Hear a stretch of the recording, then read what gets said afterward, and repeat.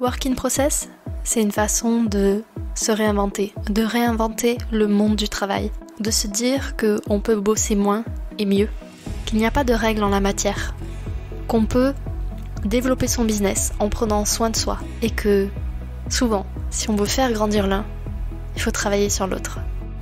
Ici, je vous partage des étapes, des méthodes, des outils, des réflexions, en bref, des process pour créer la croissance que vous voulez en respectant qui vous êtes.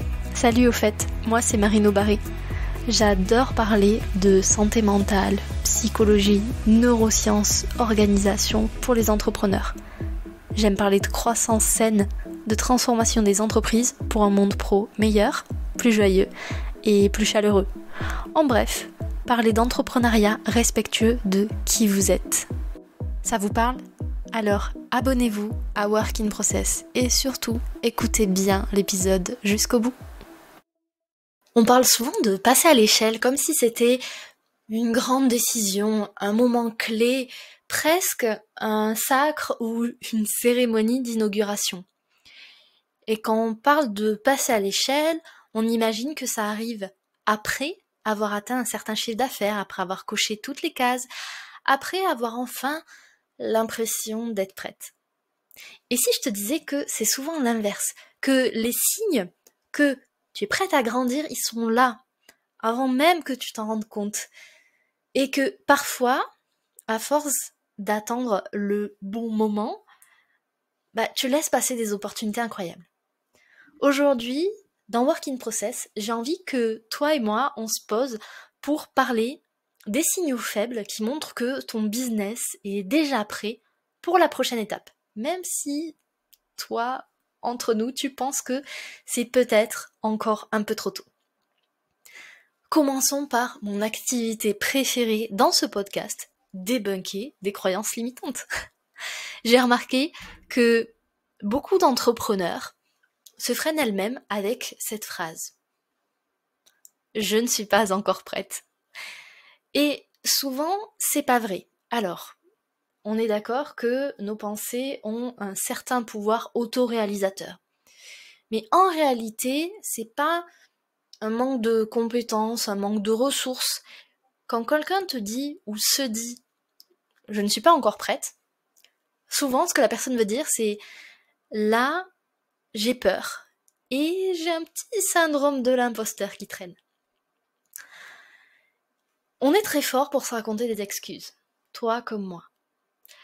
Des excuses comme « je dois encore tout perfectionner avant de faire ça ». J'ai besoin d'avoir plus de clients pour passer en société. Je veux d'abord stabiliser ce que j'ai avant de saisir cette nouvelle opportunité. Est-ce qu'il y a d'autres excuses qui te viennent en tête ? Je parie que oui. En réalité, ce qu'on attend dans ces cas-là, c'est souvent une validation extérieure qui ne viendra jamais ou très rarement.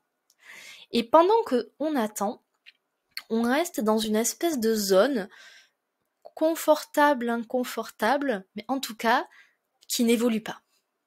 Moi, il y a quelques années, j'avais une opportunité de collaborer avec une autre entrepreneur sur un très, très gros projet. Et ma première réaction, ça a été « je ne suis pas prête ». Et heureusement, à ce moment-là, je ne me suis pas écoutée. Parce que si j'avais pas sauté sur l'occasion, je serais passée à côté d'une expérience qui a complètement changé ma façon de travailler, ma façon de gérer mon business. Alors, passons maintenant au concret. Je sais que c'est cette partie que tu attends. Il y a 4 signes que je vois chez mes clientes, chez des entrepreneurs, aussi sur les réseaux sociaux, qui montrent qu'elles sont prêtes à passer à l'échelle, même si elles ne le voient pas encore. Et si tu connais quelqu'un dans cette situation, surtout, partage-lui cet épisode. Ça lui sera très utile. Ah, et n'oublie pas de t'inscrire à la newsletter. On va plus loin sur le sujet chaque semaine. Le premier signal, c'est quand la demande dépasse ton offre actuelle. C'est-à-dire que à un moment donné, tu es obligé de refuser des clients ou tu sens que tu pourrais en accueillir plus, sauf qu'en fait, dans ton arrière-boutique, dans ton back-office, tes systèmes, ils ne suivent pas encore. Le deuxième signal, c'est que tu refais encore et encore les mêmes tâches, manuellement.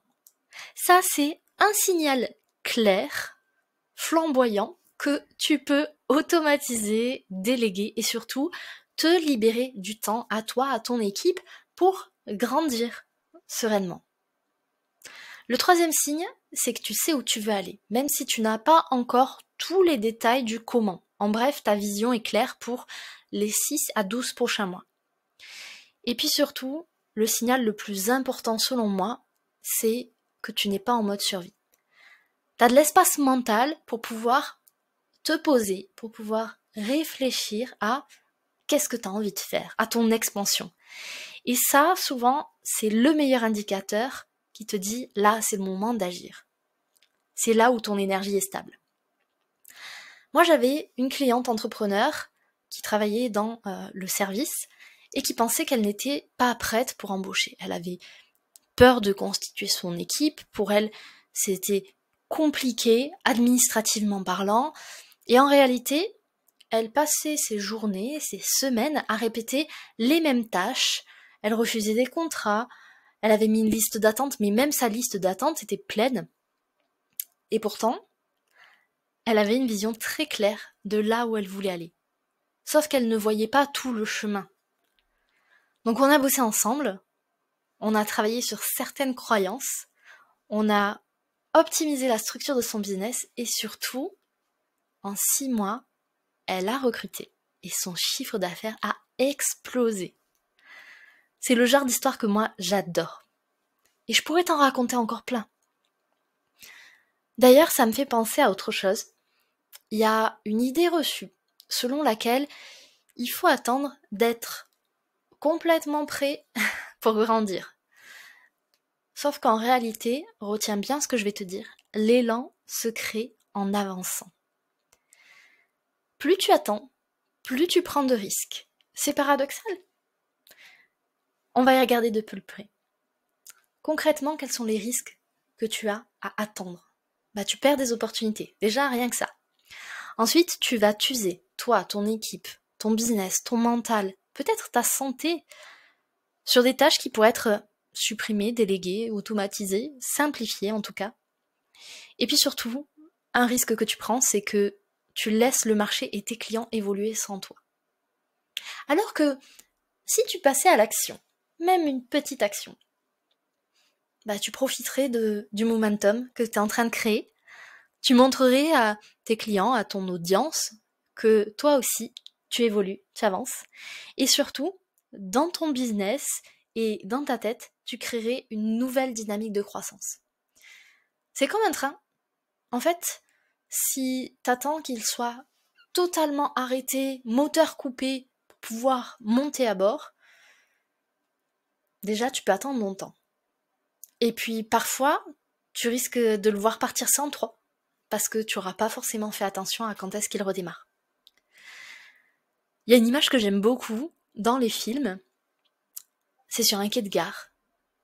Un train part, et le héros ou l'héroïne court et attrape la poignée alors que le train roule encore doucement. C'est vraiment cette sensation-là que j'essaie de te transmettre dans cet épisode. Alors, est-ce que tu t'es reconnu dans un ou plusieurs de ces signaux ? Et concrètement, je parie que si c'est le cas, tu te dis « c'est bien, mais qu'est-ce que je peux faire maintenant ?» La première chose, prends du temps pour documenter, pour structurer ton business. Parce que qui dit passer à l'échelle, faire grandir ton business, dit qu'il y a des choses qui vont bouger. Donc, prends le temps de noter ce qui fonctionne, aussi ce qui n'a pas fonctionné dans ton business. Ça va être la base pour déléguer, pour automatiser, pour simplifier, bref, pour faire du tri. Étape numéro 2, simplifier, je viens de le dire. En fait, l'idée, c'est plutôt que de chercher à ajouter en permanence de nouveaux contenus, de nouvelles offres, de nouvelles actions, commence par enlever déjà tout ce qui est superflu. Et je peux te garantir que dans tous les business, il y a beaucoup de choses superflues. Troisième chose, délègue, s'il te plaît. Tu peux commencer par une ou deux tâches simples. Et encore une fois, t'as pas besoin de tout passer à quelqu'un d'un coup. Tu peux commencer par déléguer, par exemple, la gestion de tes factures, la gestion de tes mails, ou encore la gestion de tes rendez-vous. Dernière étape, hyper importante, et on le voit souvent sur les réseaux, mais dans notre propre quotidien, on le réalise pas forcément, c'est l'importance de l'entourage. Alors, je te parle pas forcément de te faire des potes entrepreneurs, même si c'est très cool. Là, quand il s'agit de croissance, ce que je t'invite à faire, c'est de te trouver un ou une mentor, un mastermind, quelqu'un qui va être là pour t'accompagner dans cette phase de changement. Moi, quand j'ai commencé à déléguer dans mon business, très rapidement, j'ai libéré 9 heures par semaine. Ces 9 heures, plutôt que de m'inquiéter du vide que ça crée, de l'espace que ça crée, je me suis dit, qu'est-ce que concrètement je vais pouvoir en faire ? J'ai travaillé sur un nouveau format d'offre qui m'a permis de générer 30% de chiffre d'affaires en plus. Donc comme quoi, créer de l'espace, créer du vide dans son quotidien à l'instant T, c'est juste un signal pour que, autour de toi, il y ait des opportunités qui viennent le remplir. Ce que je veux que tu retiennes absolument de cet épisode, au-delà de t'abonner à la newsletter, le lien est dans la description, c'est que tu n'as pas besoin d'attendre une validation extérieure pour passer à l'échelle, pour grandir. Si, en écoutant cet épisode, tu t'es reconnu, ne serait-ce que dans un seul des signaux dont on a parlé aujourd'hui, c'est peut-être de ton signe qu'il faut commencer à bouger, à passer à l'action. Donc, si cet épisode t'a parlé, t'a boosté, rejoins la communauté pour recevoir des stratégies pour faire grandir ton business. Si tu connais quelqu'un qui est dans cette situation, partage-lui l'épisode, ça lui fera beaucoup de bien, à lui, elle et à son business. Et rappelle-toi, souvent, on est plus près que ce qu'on imagine. Peut-être que tu attends le bon moment pour grandir, mais souvent les signaux, ils sont déjà là, bien avant. Alors, je te retrouve très vite dans un prochain épisode. Voilà, comme tu as pu le voir, Work in Process reprend du service. Merci pour ton écoute. Si tu es curieux de savoir quels sont les prochains sujets que je vais aborder dans le podcast, surtout, abonne-toi à la newsletter. Comme ça, tu es sûr de n'en louper aucun. On se retrouve très vite. À bientôt.